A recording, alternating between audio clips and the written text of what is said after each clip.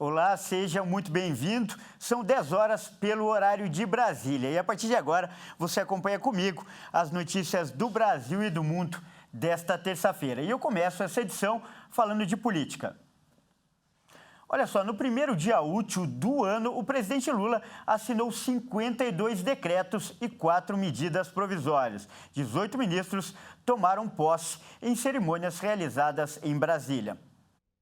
Haddad disse que a prorrogação da isenção dos impostos sobre os combustíveis foi uma determinação de Lula. O ministro da Fazenda afirmou que o presidente da República quer dar posse à diretoria da Petrobras e rediscutir a política de preços. Haddad afirmou ainda que as últimas medidas provisórias publicadas pelo governo anterior, que geraram desoneração fiscal de até 14 bilhões de reais, provocam certa desconfiança no mercado. O ministro afirmou ainda que vai enviar ao Congresso Nacional, ainda neste semestre, o texto de uma reforma tributária. Assumo com todos vocês o compromisso de enviar ainda no primeiro semestre ao Congresso Nacional a proposta de um novo arcabouço fiscal que organize as contas públicas pelo longo prazo.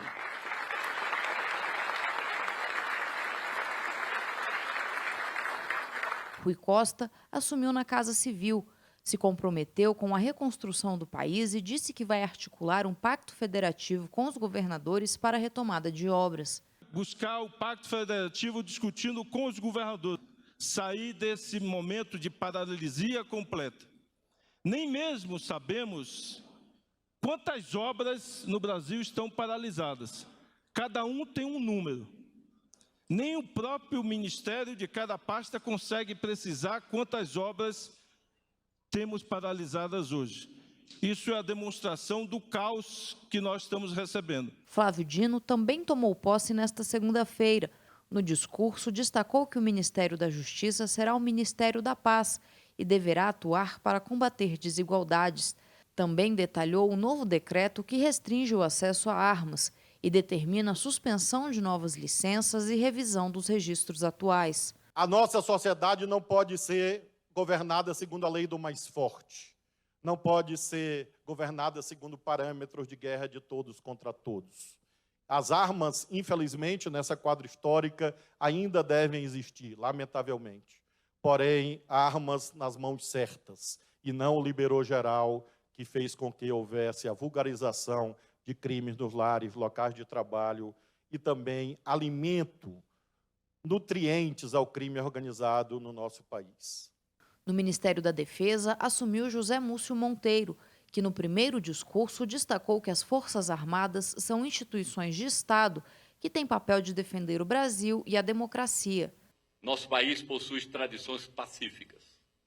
Apesar de sua relevante dimensão geopolítica, o Brasil e suas Forças Armadas sempre se posicionaram a serviço da paz, da democracia, do respeito às instituições e da cooperação com os seus vizinhos. Nossa história, rica em exemplos, mostra que a Marinha, o Exército e a Aeronáutica são instituições de Estado, respeitáveis e ciosa de seus papéis constitucionais, regida pelos princípios da hierarquia e da disciplina, nelas profundamente enraigados. Constitui o esteio permanente de nossa soberania e são garantidoras últimas do nosso patrimônio materiais e imateriais.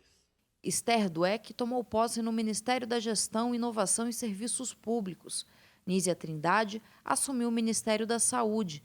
Na Ciência e Tecnologia, assumiu Luciana Santos. Márcio França assumiu o Ministério de Portos e Aeroportos. E no Ministério do Desenvolvimento Social, Wellington Dias. No total, 18 cerimônias de posse foram realizadas nesta segunda-feira. E o presidente Lula chegou agora há pouco a Santos para participar do velório de Pelé. Os portões da Vila Belmiro vão ser fechados para o público às 10 horas para que familiares possam se despedir de Pelé. Após isso, o corpo sai em cortejo pelas ruas de Santos. O caixão deve passar, inclusive, pela casa da mãe de Pelé, Celeste Arantes do Nascimento. Essa residência fica no Canal 6. Segundo o memorial, o sepultamento deve acontecer entre meio-dia e 13h. E ainda sobre esse assunto, muitos torcedores passaram a noite no velório do Rei Pelé.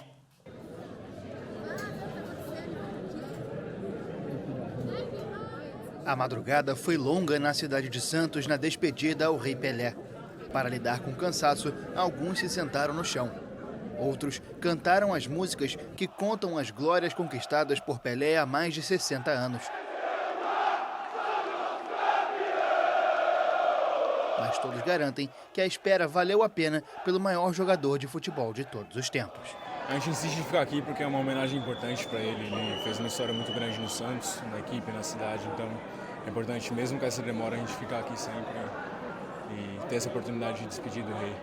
E eu moro aqui perto. Resolvi vir agora.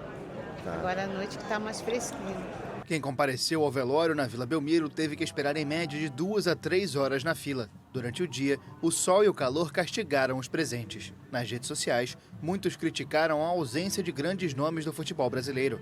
Entre os campeões mundiais de 1994 e 2002, apenas o ex-meia Mauro Silva, que é dirigente na Federação Paulista de Futebol, compareceu. Nesta terça, o corpo do rei vai ser levado em cortejo pela cidade até um mausoléu para uma cerimônia privada para a família.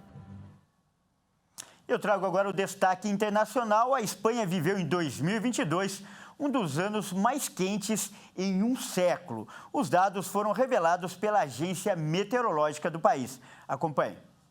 A Agência Meteorológica do Estado, que responde pela sigla EMET, anunciou que a Espanha viveu em 2022 o ano mais quente desde 1916, ano a partir do qual há dados disponíveis.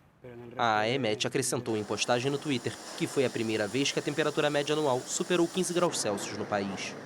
Como outras partes da Europa, a Espanha sofreu em 2022 várias ondas de calor intensas, durante um verão marcado por um número recorde de incêndios florestais, um excesso de mortalidade e uma grande seca. Quase 4.744 mortes na Espanha foram atribuídas ao calor durante o verão de 2022. Ano passado, os incêndios arrasaram mais de 300 mil hectares, o pior balanço desde o início das medições em 2000. Segundo o Ministério da Transição Ecológica, os reservatórios de água chegaram a 43% de sua capacidade no final de dezembro, frente a uma média de 53% nos últimos 10 anos. Bom, essa edição fica por aqui. Eu agradeço por sua companhia e convido a continuar ligado em nossa programação, porque às 11 horas eu volto com mais notícias para você. Até mais!